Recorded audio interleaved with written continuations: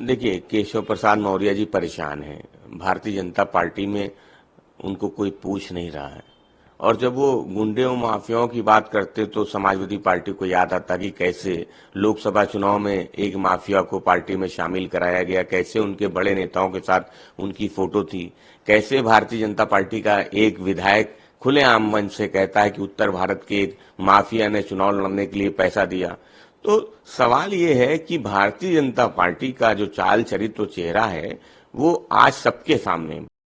के मुकदमे वापस लेना, को पैरोल देना, का संरक्षण करना, यौन उत्पीड़न के आरोपियों के साथ खड़े रहना, के आरोपियों के समर्थन में रैलियां निकालना, यही तो भाजपा का चरित्र है। इसलिए भारतीय जनता पार्टी से या केशव प्रसाद मौर्य से समाजवादी पार्टी को किसी उपदेश की जरूरत नहीं है। भाजपा का चाल चरित्र चेहरा वो दुनिया के सामने है। कांग्रेस द्वारा कहा गया कि जो इससे रिलेटेड मंत्री हैं वो अपने कमीशन को लेकर व्यस्त हैं और स्वास्थ्य व्यवस्थाएं बहुत ज्यादा खराब हैं प्रदेश की। देखिए, उत्तर प्रदेश की राजधानी लखनऊ में जो हॉस्पिटल हैं वहां आप चले जाइए तो देखिए स्ट्रेचर नहीं मिलते हैं, डॉक्टर समय पर नहीं आते हैं, लिफ्ट खराब है, दवाएं नहीं हैं। समाजवादी पार्टी समझती है कि कोविड काल जब था तब उत्तर प्रदेश और देश की जो स्वास्थ्य सेवाएं थी उनको सबने देखा था, खास करके उत्तर प्रदेश में। और अब जब कांग्रेस ने एक बच्चे की मौत पे सवाल उठाए हैं तो उत्तर प्रदेश में लगातार ऐसी घटनाएं सामने आ रही हैं जो दिल को दुखाती हैं। भारतीय जनता पार्टी की सरकार से जनता को कोई उम्मीद नहीं है, स्वास्थ्य सेवाएं लचर हैं और उनमें कहीं भी कोई सुधार होता दिखाई नहीं दे रहा है। प्रदेश में इंडिया गठबंधन में देखा जा रहा है कि सीट बंटवारे को लेकर कहीं न कहीं बातें नहीं बन पा रही है। महाराष्ट्र में कांग्रेस और शिवसेना में बात नहीं बन पा रही है और समाजवादी पार्टी और कांग्रेस में भी सीट बंटवारे को लेकर कुछ कंफर्म नहीं आ रहा।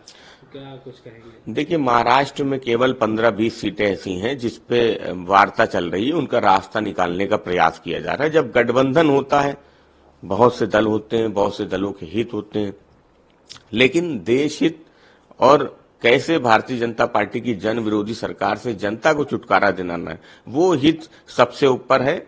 और जितने भी दल इंडिया गठबंधन में शामिल है सबका एकमात्र लक्ष्य है भारतीय जनता पार्टी की जन विरोधी सरकार को हटाना। तो चाहे महाराष्ट्र की बात हो, झारखंड की बात हो या उत्तर प्रदेश की बात हो, समाजवादी पार्टी ने हमेशा गठबंधन धर्म को निभाया और समाजवादी पार्टी को ये भरोसा है, ये उम्मीद है इंडिया गठबंधन के साथियों पे कि महाराष्ट्र, झारखंड, उत्तर प्रदेश सब जगह इंडिया गठबंधन साथ मिलकर लड़ेगा। सीटों के बंटवारे पे अंतिम निर्णय जल्द हो जाएगा। हुड्डा कहते हैं कि हमने चुनाव आयोग से शिकायत की है और उनके जवाब का इंतजार है, जरूरत पड़ी तो पार्टी कोर्ट भी जाएगी।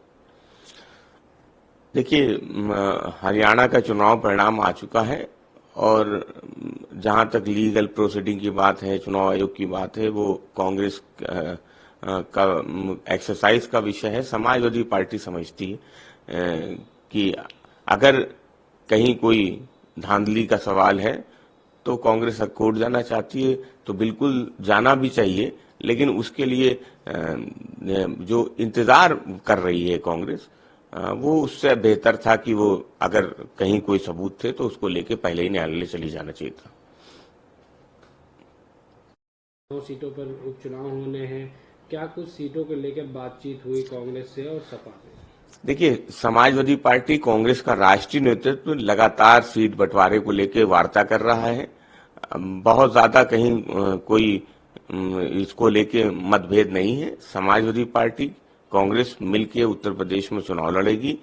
राष्ट्रीय नेतृत्व जल्द ही इस पर निर्णय ले लेगा कि कांग्रेस किन सीटों पर चुनाव लड़ेगी। 2 सीटें समाजवादी पार्टी ने कांग्रेस को दी हैं और समाजवादी पार्टी को भरोसा है कि कांग्रेस उन पर अपने प्रत्याशी उतारेगी।